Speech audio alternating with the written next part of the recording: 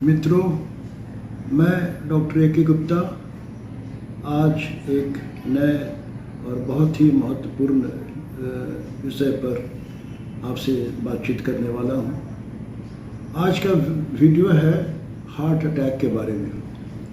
Heart attack के बारे में ये कोई किसी परिचय का मोहताज नहीं है, आप सभी लोग उसके बारे में बहुत कुछ जानते हैं। मगर आज मैं जिस बिंदु के ऊपर बात करूंगा वो बिंदु है कि हार्ट अटैक की वारदातें हमारे देश में जो यंग लोग हैं, युवा पीढ़ी है, उसमें ज़्यादा से ज़्यादा लोग उससे अफेक्टेड हो रहे हैं। 50% से ज़्यादा हार्ट अटैक के विक्टिम युवा पीढ़ी है। इसका क्या कॉज है, क्या कारण है? सभी लोग अब चिंतित हैं। पूरे देशवासी, हमारे डॉक्टर वर्ग, हमारे साइंटिस्ट, हमारे पॉलिटिशियन कि ऐसी क्या बात हो गई कि हमारे यंग लोगों में हार्ट अटैक की वारदातें हो रही ज़्यादा। और इस पर मैं एक बहुत खुशखबरी लेके आया हूँ। आज का वीडियो एक नए अनुसंधान पर आधारित है, एक नए अपना गाइडलाइन के बारे में है, जिसे पिछले जून महीने में कार्डियोलॉजिकल सोसाइटी ऑफ इंडिया ने अपने इंडियन हार्ट जर्नल में इसकी लेख छपी है और उसने कुछ गाइडलाइन दिए हैं। उन कारणों को और इशारा किया है कि हमारे यंग पॉपुलेशन में किस वजह से हार्ट अटैक की वारदातें बढ़ रही हैं और हम क्या करें इसको कंट्रोल करने के लिए। मेरा एक अनुरोध होगा, ये बहुत ही इम्पोर्टेंट वीडियो है, आप इसको शुरू से अंत तक देखें। ये बहुत ही काम की चीज़ है और आपको कुछ नई बात आपको जानने को मिलेगी जो अब तक आप नहीं जानते थे। और ये बात आप अपने खुद जानें, अपने दोस्तों को बताएं, अपने फैमिली वालों को बताएं, तो आपको भी लाभ होगा और बहुत लोगों को लाभ होगा। तो सबसे पहले हार्ट अटैक के नए अनुसंधान के बारे में मैं बात करूं। आपको कुछ बेसिक बातें चाहता हूं कि आपको बता दूं जो आप जानते होंगे कि हार्ट अटैक हमारे धमनी, जिसको कोरोनरी आर्टरी कहते हैं, उसमें ब्लॉकेज के कारण होता है। ब्लॉकेज माइल्ड, मॉडरेट, सीवियर हो सकता है। लेस देन 50% होने से तकलीफ होती है, छाती में दर्द। 50% से ज़्यादा होने पर एंजाइना या हार्ट अटैक होने की संभावना रहती है। किसी किसी को 70-80%, 100% भी होता है।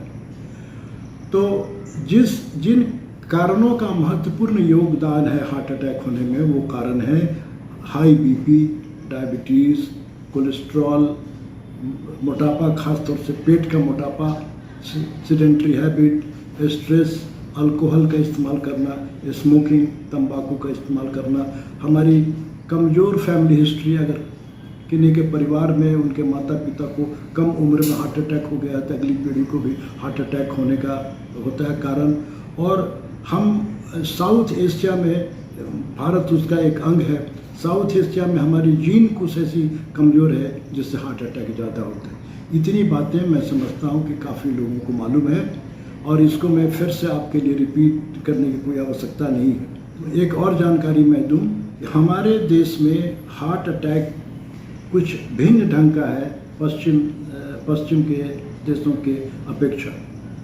अमेरिका, इंग्लैंड, यूरोप के अपेक्षा 10 वर्ष पहले हमारे देश में लोगों को हार्ट अटैक होता है। जैसे वहाँ पर मीन एज है 62 ईयर्स, 62 साल हार्ट अटैक, हमारे यहाँ 52 ईयर्स में होता है। 10 साल कम ही उम्र में हमारे यहाँ लोग हार्ट अटैक होता है। दूसरी चीज़ है कि हमारे यहाँ संख्या हार्ट अटैक की वेस्टर्न, पश्चिम के देशों के आगे के से ज़्यादा है। पश्चिम के देशों में हार्ट अटैक की वारदातें घट रही है और हमारे साउथ एशिया में, हिंदुस्तान में हार्ट अटैक की रोगियों की संख्या पहले की अपेक्षा बढ़ती जा रही है। इन कारणों को, संख्या क्यों बढ़ रही है, उन कारणों को दूर करना पड़ेगा, तभी जाके हमको सफलता मिल सकती है। हमारी आज की युवा पीढ़ी है, उनकी लाइफ स्टाइल में, दोषपूर्ण लाइफ स्टाइल के कारण उनको कम ही उम्र में वो हाइपरटेंशन के शिकार हो जाते हैं, जिसको बीपी बोलते हैं, डायबिटीज़ के शिकार हो जाते हैं, कोलेस्ट्रॉल के शिकार हो जाते हैं और ज़्यादातर लोगों का वेट ज़्यादा है, जो लोग मोटे होते जा रहे हैं, खास करके एब्डोमिनल ओबेसिटी, पेट निकलता जा रहा है। ज़्यादातर लोगों को तंबाकू और सिगरेट पीने की आदत है, अल्कोहल पीने की आदत है, मानसिक स्ट्रेस काफ़ी ज़्यादा है, और फैमिली हिस्ट्री भी अगर बहुत गड़बड़ है, उनके माता पिता को कभी हार्ट अटैक की, हार्ट की बीमारी हुआ था, तो अगला जनरेशन को हार्ट अटैक होता है। इतनी सारी रिस्क फैक्टर को लोग झेल रहे हैं, और उसके बावजूद भी हमारी युवा पीढ़ी इसके प्रति जागरूक नहीं है। वो मान के चलते हैं कि हमारा उम्र कम है, हमको हार्ट अटैक नहीं होगा। वो उनका रेगुलर स्क्रीनिंग, रेगुलर जांच पड़ताल, उनकी लाइफ स्टाइल के प्रति रुचि बहुत कम है। इन सब कारणों के कारण उनको एक्सरसाइज में कोई रुचि नहीं है। इन सब कारणों के कारण हमारे यंग लोगों को हार्ट अटैक ज़्यादा हो रहा है। एक और भी है कारण जो हमारे हिंदुस्तान के लोगों के लिए ख़ास बात है कि हिंदुस्तानी लोगों का ये कोरोनरी आर्टरी, जिसको हार्ट अटैक की धमनी बोलते हैं, ये संकुचित होते हैं, स्मॉल डायमीटर की होती है। पश्चिम के देशों के लोग छोटे डायमीटर होने के कारण कम ही प्लाक बनने से ये अब ब्लॉक्ड होता है। एक इम्पॉर्टेंट है अपना कारण कम उम्र में हार्ट अटैक होने का। लेकिन जो नई गाइडलाइन अभी जून में आई है, उसमें जो हिंदुस्तान के लगभग नामी गरामी मेडिकल साइंटिस्ट लोगों ने उस पर शोध किया है। 4 साल लगे हैं शोध करने में, और इन लोगों ने शोध करने के एक इम्पॉर्टेंट रिस्क फैक्टर को खोजा है। नई गाइडलाइन जो कोलेस्ट्रॉल पर आई है, 4 साल अध्ययन लोगों ने किया है, 22 मेडिकल साइंटिस्ट लोगों ने हिस्सा लिया इसमें, और इन लोगों ने लगभग 1 लाख से ऊपर 1,31,000 लोगों का जांच किया था, और उसमें इन लोगों ने पाया कि लगभग हमारे हिंदुस्तानी पॉपुलेशन में 81% लोगों को डिसलिपिडीमिया है। डिसलिपिडीमिया का मतलब कोलेस्ट्रॉल लेवल उनका सही नहीं है। कोलेस्ट्रॉल में एक ही चीज़ नहीं होती है, 5 चीज़ होती हैं। Total cholesterol, LDL, HDL, VLDL और ट्राइग्लिसराइड। इसमें सबसे ख़तरनाक है LDL कोलेस्ट्रॉल, जिसको एथेरोजेनिक कोलेस्ट्रॉल कहा जाता है। एथेरोजेनिक का मतलब ऐसी कोलेस्ट्रॉल जो एथेरोमा को अब पैदा करने में सहायक है, जो मूल रूप से हमारी हार्ट अटैक का सबसे बड़ा खलनायक है। ये हमारी कोरोनरी आर्टरियों में प्लाक का निर्माण करता है, झिल्ली जिसको कहते हैं। झिल्ली की परत मोटी होते होते एक समय में वो पूरी डायमीटर को, पूरी कैविटी को ब्लॉक करती है। ये एथेरोजेनिक कोलेस्ट्रॉल में इसके अलावा HDL का कम होना और नॉन HDL का भी ज़्यादा होना शामिल है। एथेरोजेनिक में LDL, HDL और ये नॉन HDL का भी नाम आता है। इन लोगों ने पाया कि अगर इस एथेरोजेनिक कोलेस्ट्रॉल की मात्रा को कम लेवल पर मेंटेन किया जाए तो एथेरोमा का बनना रुक सकता है, एथेरोमा का बनना कम हो सकता है, हार्ट अटैक की वारदातें बहुत कम हो सकती हैं। इस एथेरोजेनिक एथेरोमा को रोकना कोई बहुत बड़ी बात नहीं है, उसके लिए दवाएं हैं और लाइफ स्टाइल में कुछ तब्दीली करनी पड़ेगी।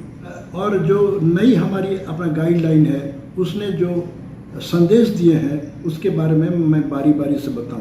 पहला संदेश है कि पहला कोलेस्ट्रॉल की जांच हम कब कराएं। उनका रिकमेंडेशन है कि 18 साल की उम्र होने पर आपको कोई तकलीफ हो या नहीं हो, अपना लिपिड प्रोफाइल ज़रूर कराएं। हर व्यक्ति का दायित्व होता है कि 18 साल में जाने कि हमारा लिपिड प्रोफाइल कैसा है, और अगर और भी अच्छा हो कि लाइपोप्रोटीन B भी उसके साथ नाप कराएं, और उसमें जानने की कोशिश करें कि आपका लिपिड प्रोफाइल सही है कि नहीं। दूसरा कि लिपिड अपने प्रोफाइल को खाली पेट में जांच करवाने की कोई ज़रूरत नहीं है, इसको खाना खाने के बाद कराएं। आज के पहले ये लोगों की मान्यता थी कि लिपिड प्रोफाइल को खाली पेट में ही कराने से ठीक होता है। इंडियन गाइडलाइन ने, CSI की गाइडलाइन ने मना किया है कि आप जब भी लिपिड प्रोफाइल कराएं खाने के बाद कराएं, वही सही आपका लिपिड प्रोफाइल है। और उसमें क्या देखें, कैसे हम जानें कि मेरा लिपिड प्रोफाइल सही है? LDL की मात्रा को देखें। LDL अभी के पहले ये मान्यता थी कि 190 तक है तो आपका LDL सही है, इलाज कराने की ज़रूरत नहीं है। नई अपना गाइडलाइन ने किया है कि LDL को इंटरप्रेट करने के लिए आपको 3 वर्गों में लोगों को बांटना पड़ेगा: low risk group, high risk group और very high risk group. Low risk ऐसे व्यक्ति को कहते हैं जिसको किसी टाइप की BP, डायबिटीज़ या पहले से कोलेस्ट्रॉल की शिकायत या मोटापा, ये सब तंबाकू का सेवन नहीं करते हैं, इसको कहेंगे लो रिस्क ग्रुप। इसमें LDL की मात्रा अगर 100 मिलीग्राम तक है तो जायज़ है, बिल्कुल नॉर्मल है, और नॉन HDL की मात्रा 130 तक मिलीग्राम तक जायज़ है। लेकिन अगर आप हाई रिस्क ग्रुप में आते हैं, जिनकी संख्या अपने हिंदुस्तान में बहुत ज़्यादा है, हाई रिस्क का मतलब अगर आपको ब्लड प्रेशर या डायबिटीज़ या पहले से कोलेस्ट्रॉल की शिकायत या मोटापा, smoking, alcohol, stress, sedentary life style अगर है तो आप हाई रिस्क ग्रुप में आते हैं। आपके लिए रिकमेंडेशन है कि LDL कोलेस्ट्रॉल की मात्रा 70 से ज़्यादा नहीं होना चाहिए। 70 से ऊपर है तो दवाई खा के लाइफ स्टाइल इंटरवेंशन करके आपको कंट्रोल करना पड़ेगा। एग्रेसिव और नॉन HDL आपके लिए है कि 100 से अपना कम होना चाहिए। वेरी हाई रिस्क अपना ग्रुप में HDL का CSI ने रिकमेंड किया है कि ये आपका 55 मिलीग्राम पर डेसीलीटर से ज़्यादा नहीं होना चाहिए और नॉन HDL 85 से ज़्यादा नहीं होना चाहिए। तो आप गौर करेंगे कि जिस LDL को कल तक 190 तक ठीक कहा जाता था, आज उसकी मान्यता घट के 100 से कम 100, 70 और 55 पर लाया गया है। 100 लो रिस्क के लिए, हाई रिस्क के लिए आपको 70 और वेरी हाई रिस्क के लिए 55। LDL कोलेस्ट्रॉल सबसे बड़ा खलनायक है हार्ट अटैक होने के कारण, और इस शोध में लोगों ने आपने पाया कि लगभग 60 to 65% लोगों को एबनॉर्मल लिपिड प्रोफाइल था, एथेरोजेनिक लिपिड प्रोफाइल था इस नए गाइडलाइन के आलोक में। तो जब आपने ये जान लिया और अगर इस नए गाइडलाइन के हिसाब से आप लिपिड प्रोफाइल अगर आपका जांच होता है तो काफ़ी लोगों को, बहुत ज़्यादा लोगों को मात्रा में आप पाएंगे कि LDL आपका 100 से या 85 से ज़्यादा है। जब आपने जान लिया कि आपका रिस्क, आपका ग्रुप कितना है, एथेरोजेनिक LDL कितना है, तो अब अगला सवाल उठता है कि हम क्या करें। इसमें कुछ जिम्मेदारी हमारे डॉक्टरों की है। आप में से काफ़ी लोग जानते होंगे कि कोलेस्ट्रॉल घटाने की बहुत मशहूर दवा है जिसको स्टेटिन के नाम से जाना जाता है। ये 20 मिलीग्राम से 80 मिलीग्राम तक पर डे तक दिया जाता है। 80 मिलीग्राम को इंटेंसिव डोज कहा जाता है, एग्रेसिव डोज अपना कहा जाता है। तो अब 40 से 80 mg का निर्धारण आपके फिजिशियन आपके लिपिड प्रोफाइल और आपके रिस्क को देख के आपको बताएंगे। और ये भी इसमें रिकमेंडेशन है कि कुछ लोगों को 80 मिलीग्राम पर डे स्टेटिन लेने के बाद भी उचित मात्रा में लेवल नहीं आएगा। अगर 80 मिलीग्राम खाने से अगर उनका कोलेस्ट्रॉल LDL 70 या 55 के आसपास में रिस्क के मुताबिक नहीं आता है तो नॉन स्टेटिन कोलेस्ट्रॉल एजिटिमाइब वाली दवा को, 2 दवाओं को ऐड करने से ये कंट्रोल होता है। लेकिन हार्ट अटैक से बचने के लिए सिर्फ एथेरोजेनिक LDL को कंट्रोल करना ही काफ़ी नहीं है। आपकी भी जिम्मेदारी उसमें कम नहीं होती है जीवन शैली में। उसमें आपको BP अपना नियम पूर्वक कंट्रोल में रखना है। 15 दिन पर BP जांच करें और BP आपका 130/80 से ज़्यादा नहीं होना चाहिए। अगर आप डायबिटिक हैं तो फास्टिंग फास्टिंग ब्लड शुगर 120 से कम और खाने के 2 घंटे के बाद ग्लूकोज 180 से कम होना चाहिए। वेट ऑप्टिमम होना चाहिए, BMI 25 से ज़्यादा आपका नहीं होना चाहिए। कोलेस्ट्रॉल के बारे में मैंने बता दिया। स्मोकिंग या तंबाकू को इस्तेमाल करते हैं तो उसको हमेशा के लिए गुड बाय बोल दें, छोड़ दें। स्ट्रेस का ख्याल रखें, स्ट्रेस को भी मैनेज करना काफ़ी जिम्मेदारी है। और एक्सरसाइज पर भरपूर ध्यान दें और अपने खाने पीने पर ध्यान दें। एक्सरसाइज के बारे में ऐसी एक्सरसाइज करना है जो हार्ट के लिए फ़ायदेमंद है। उसमें एरोबिक एक्सरसाइज नंबर 1 में है, जिसको हम लोग कहते हैं मॉर्निंग वॉक। मॉर्निंग वॉक 30 से 45 मिनट पर डे किया करें। और योगा को अगर करते हैं, योग के बारे में बहुत सारे शोध हुए हैं जिसमें लोगों ने पाया है कि रेगुलर योगा करने से एथेरोमा का निर्माण कम होता है, हार्ट पर इसका अच्छा असर होता है और मानसिक तनाव काफ़ी कम होता है।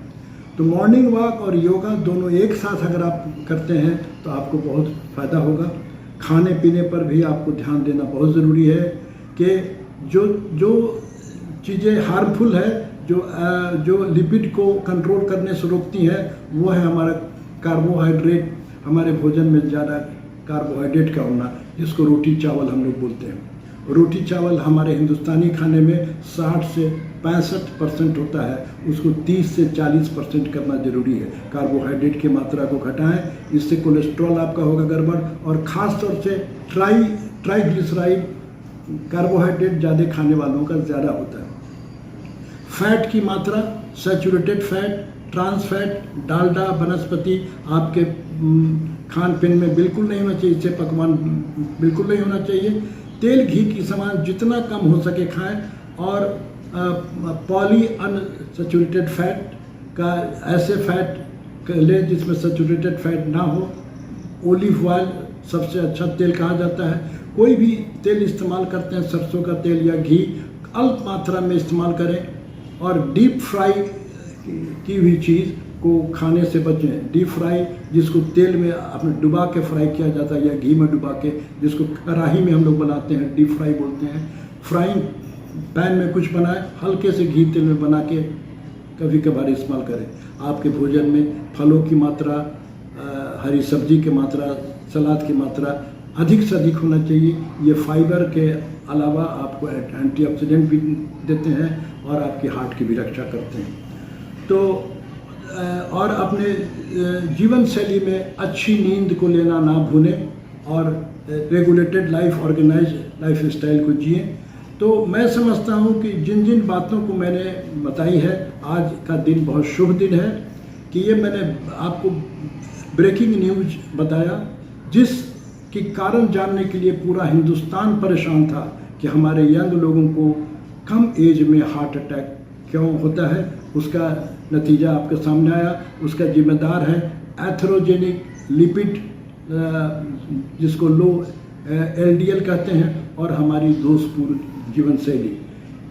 अपने LDL का ख्याल रखें गाइडलाइन के हिसाब से, और जीवन शैली को डिसिप्लिन लाइफ स्टाइल करें।